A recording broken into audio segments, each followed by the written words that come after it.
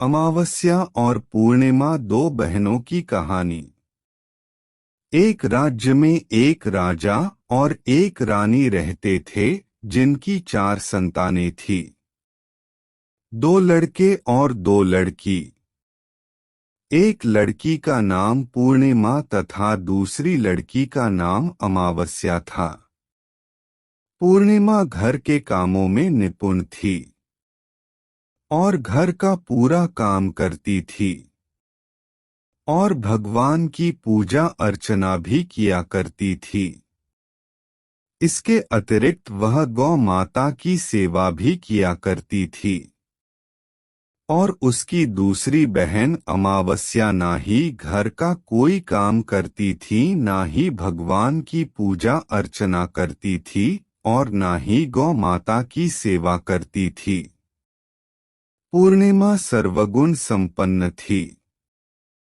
फिर भी राजा और रानी अपने दोनों बेटों तथा पुत्री अमावस्या को ही प्यार किया करते थे और वह पूर्णिमा से प्यार नहीं करते थे, उसके साथ भेदभाव करते थे। राजा के चारों पुत्र और पुत्री धीरे धीरे बड़े हो रहे थे। जब वे बड़े हो गए, राजा ने अपने दोनों पुत्रों का विवाह योग्य कन्याओं के साथ करा दिया। इसके बाद रानी ने राजा से कहा कि अब दोनों पुत्री विवाह के योग्य हो गई है और इन दोनों का विवाह भी करा दो। लेकिन पुत्री अमावस्या का विवाह किसी बड़े खानदान में कराना और पूर्णिमा का विवाह किसी गरीब परिवार में कराना, क्योंकि पूर्णिमा को केवल भगवान की पूजा पाठ करना ही पसंद है और गाय की सेवा करना पसंद है। अब रानी ने राजा को दोनों पुत्रियों का रिश्ता तय करने के लिए भेज दिया। राजा ने अपने पड़ोसी राज्य में जाकर वहां के राजा के पुत्र से अमावस्या का रिश्ता तय कर दिया और वही पास के गांव में जाकर एक गरीब परिवार के लड़के से पुत्री पूर्णिमा का रिश्ता भी तय कर दिया। यह सारी बात जाकर राजा ने अपनी रानी से बताया तो रानी यह सोचने लगी कि अब देखते हैं कि भगवान इसकी मदद कैसे करते हैं। यह बहुत ही पूजा पाठ करती है और भगवान में मगन रहती है। पूर्णिमा का भाई और उसकी भाभी पूर्णिमा से बहुत प्यार करते हैं, क्योंकि पूर्णिमा उनके घर के कामों में उनका साथ देती है और कामों में उनका हाथ बटाती है। और यहीं उनकी दूसरी बहन अमावस्या उन पर अपना रोक जमाती है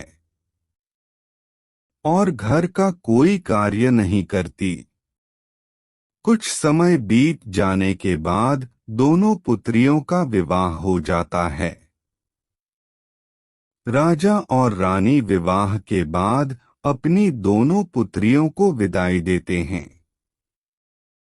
विदाई देते समय राजा और रानी पुत्री अमावस्या को बहुत सारा धन और दौलत देकर विदा करते हैं और पूर्णिमा को भी कुछ भी नहीं देते, खाली हाथ अपने घर से विदा करते हैं।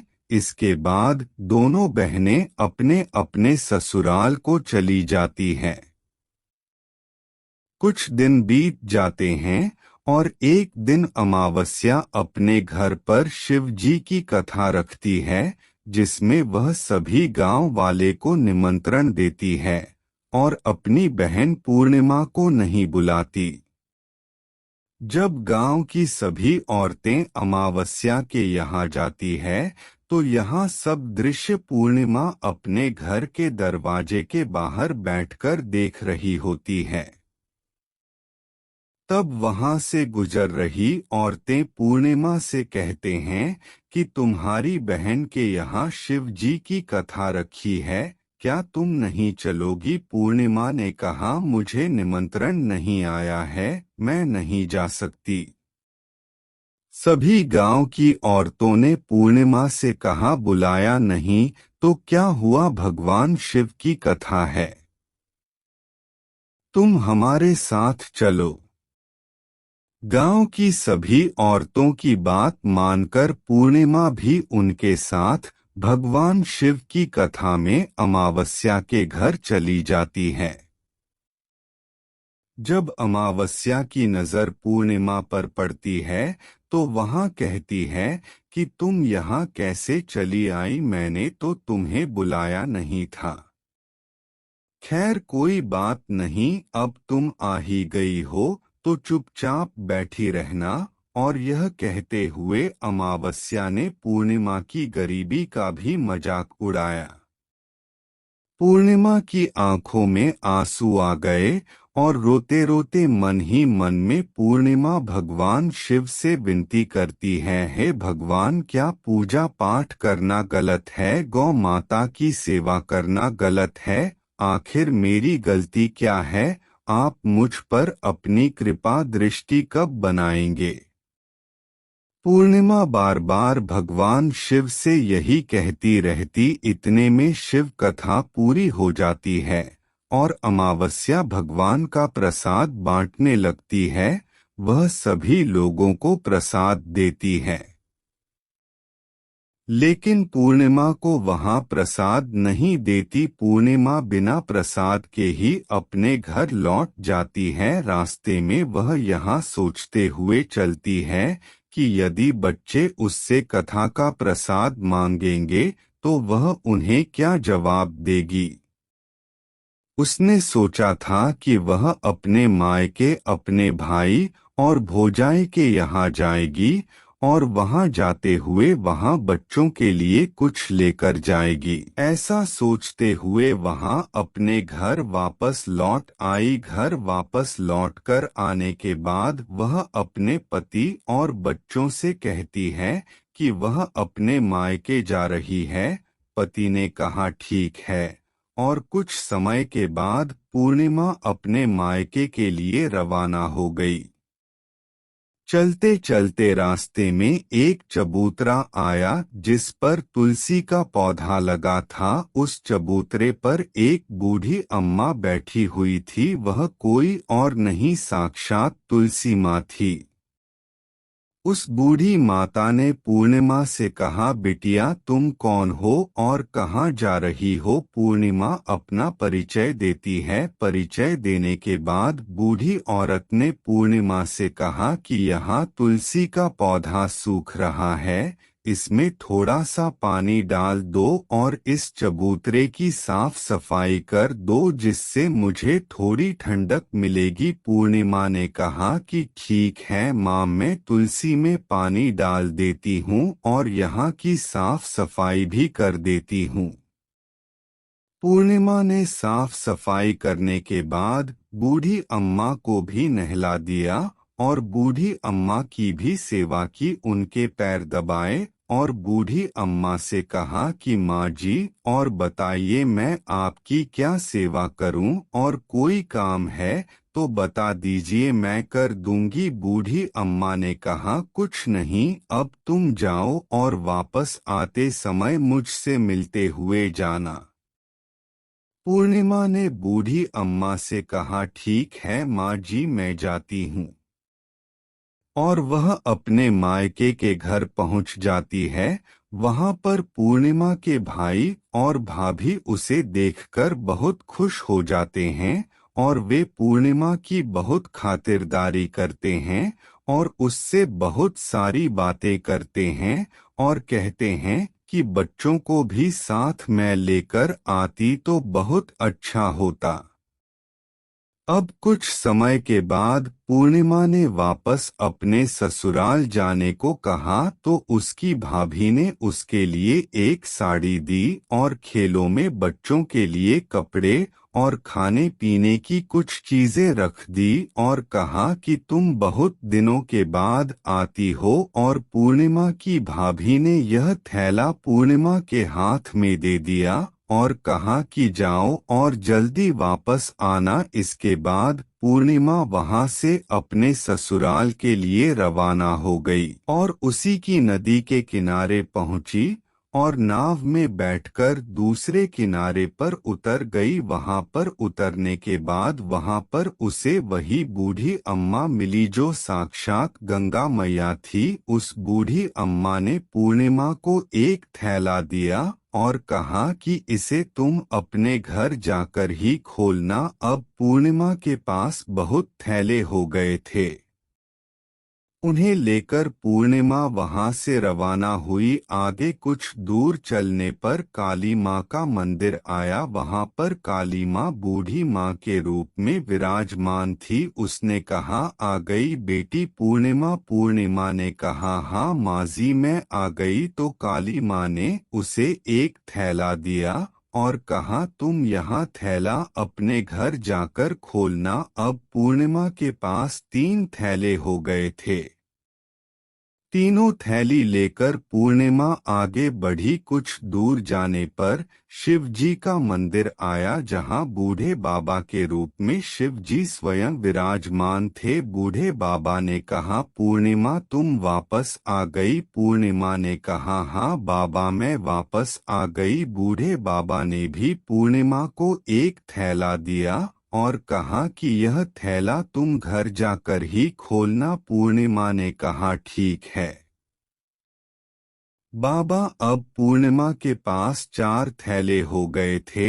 अब पूर्णिमा 4 थैले को अब कैसे ले जाती। उसने एक पुरानी साड़ी निकाली और उन सभी थैलों का एक गड्ढा बना लिया और सर पर रखकर वहां से रवाना हो गई।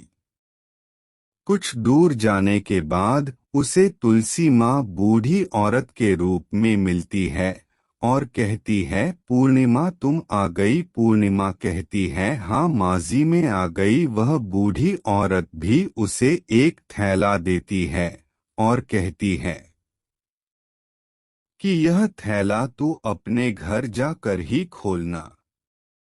पूर्णिमा कहती है, ठीक है माजी। अब पूर्णिमा के पास 5 थैले हो गए थे। पूर्णिमा वहां से रवाना हुई तो वापस अपने घर पहुंच गई। पूर्णिमा ने बच्चे को नीचे रखा और सबसे पहले अपने मायके का थैले खोल कर देखने लगी। उसमें बच्चों के लिए अच्छे अच्छे कपड़े और खाने पीने की चीजें थी और उसने कुछ गहने भी थे।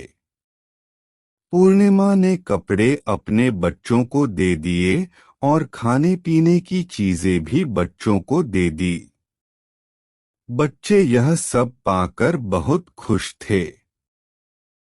अब पूर्णिमा ने दूसरा थैला खोला जो उसे गंगा मैया ने दिया था। उसमें ढेर सारे हीरे जवाहरात सोना चांदी आदि था। इसके बाद अब पूर्णिमा ने तीसरा थैला खोला जो उसे काली माँ ने दिया था। उसमें बहुत सारा सोना सिंगार का सामान भरा हुआ था। इसके बाद पूर्णिमा ने चौथा थैला खोला जो उसे भगवान शिव ने दिया हुआ था।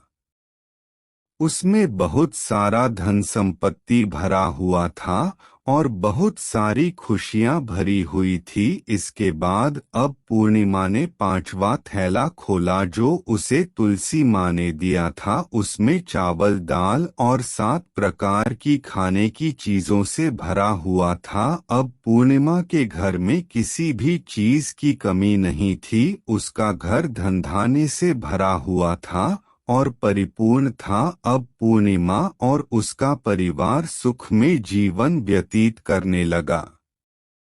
अब पूर्णिमा के मन में विचार आया कि क्यों ना शिव जी की कथा कराई जाए और शिव जी की कथा में एक कार्यक्रम रखा। पूर्णिमा ने गांव के सभी लोगों को निमंत्रण दिया और घर घर जाकर सभी लोगों को बुलाया। पूर्णिमा अपनी बहन अमावस्या के घर भी गई और अमावस्या को भी शिव जी की कथा के लिए उसने अपने घर पर बुलाया।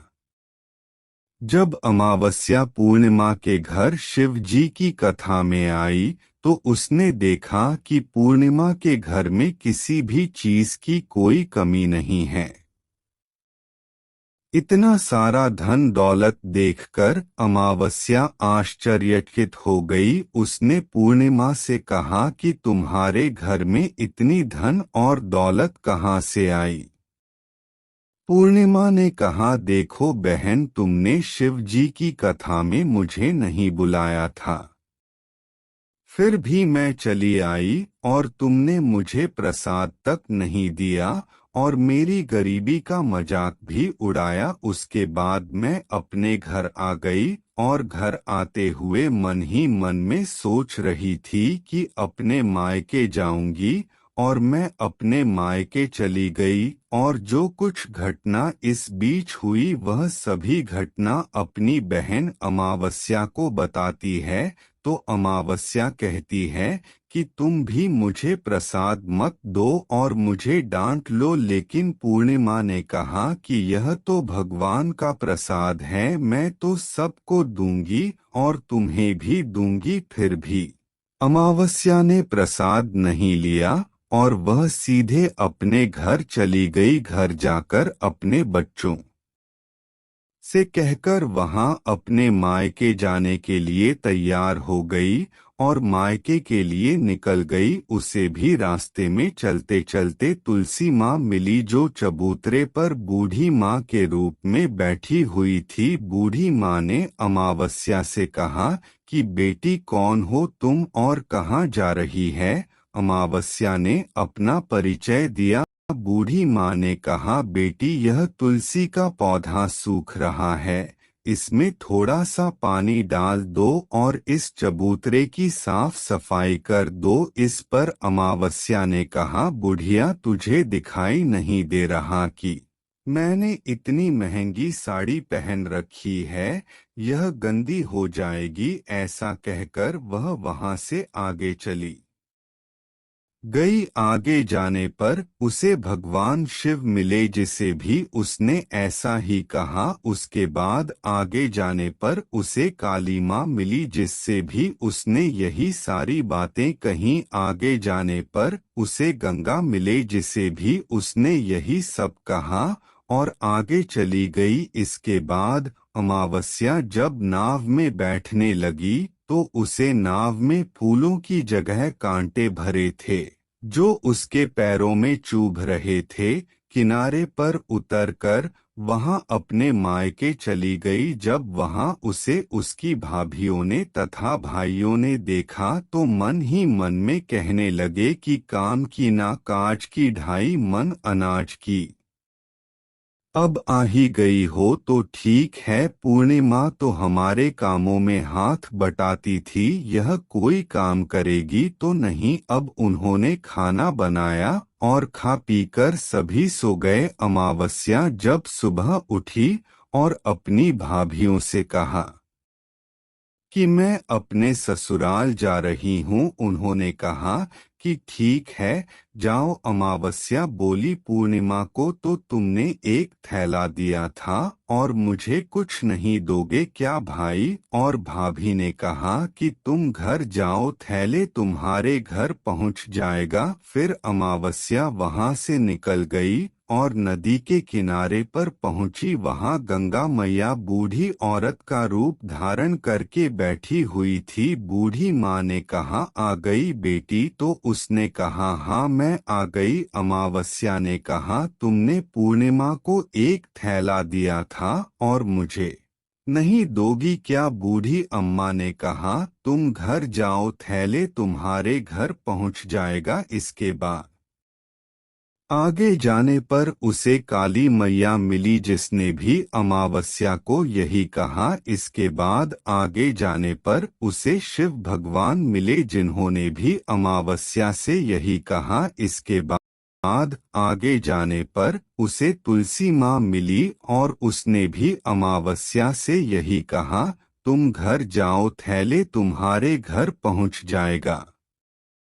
अमावस्या अपने घर पहुंच गई है। आंगन में ने देखा तो वहां पर 5 थैले पड़े हुए थे। अमावस्या ने मन ही मन सोचा कि अब तो मेरे पास बहुत सारी धन और दौलत आ जाएगी। जल्दी जल्दी उसमें सभी थैले को खोला। किसी में मिट्टी थे तो किसी ने पत्थर, किसी में कंकर और किसी में कोयला। उसे मायके से भी कुछ नहीं मिला था। इन थैले में कुछ भी नहीं था। अमावस्या दौड़ती हुई पूर्णिमा के घर गई और कहती है कि तुम्हें तो इतना सब कुछ मिला, मुझे तो कुछ नहीं मिला, आखिर क्यों? तो पूर्णिमा कहती है कि जब मैं अपने मायके जाती हूँ तो अपनी भाभियों के साथ उनके कामों में हाथ बटाती हूँ, उनके साथ मिलकर काम करती हूँ। लेकिन तुम ऐसा कुछ नहीं करती, उनकी इज्जत भी नहीं करती, इसीलिए वह तुम्हें भला क्या देंगे। इसके बाद तुमने गंगा मैया को ठुकरा दिया और काली माँ को भी ठुकरा दिया और भगवान शिव को भी तुमने ठुकरा दिया, इसलिए उन्होंने भी तुम्हें कुछ नहीं दिया। अमावस्या कहती है कि बहन तुम मुझे माफ कर दो, मैंने तुम पर हमेशा अत्याचार किया है, मुझे कुछ नहीं मिला तो कोई बात नहीं, मैं भी भगवान की भक्ति करूंगी और सब कुछ प्राप्त कर लूंगी, मुझे इन सब चीजों का रहस्य बताओ। तो पूर्णिमा ने कहा कि तुम 3 सूत्र का ज्ञान ले लो और उसकी कथा करना। पहले सूत्र में दया मांगना और दूसरे सूत्र में कथा मांगना और तीसरे सूत्र में 108 बार ओम नमः शिवाय का जाप करना। बहन भगवान ने यह सूत्र दिए हैं, इनको अपने हृदय में बसा लेना। मैंने भी यह 3 सूत्र अपने जीवन में अपनाए थे और सच्चे मन से भगवान की भक्ति पूजा पाठ की थी। फिर भगवान ने मुझे यह सब कुछ दिया और तुम्हारे पास जो कुछ था वह भी सब खत्म हो गया। इसके बाद अमावस्या अपने घर गई और भगवान की पूजा पाठ करने लगी। भगवान शिव से उसने माफी मांगी और गौ माता की सेवा भी की और दूसरों की मदद भी करने लगी। वीडियो पसंद आया तो वीडियो को लाइक करके चैनल को सब्सक्राइब कर लीजिए, क्योंकि इस चैनल पर आपको ऐसे ही वीडियोस मिलते हैं। अगर वीडियो पसंद आया तो कमेंट बॉक्स में हर हर महादेव लिखना ना भूले।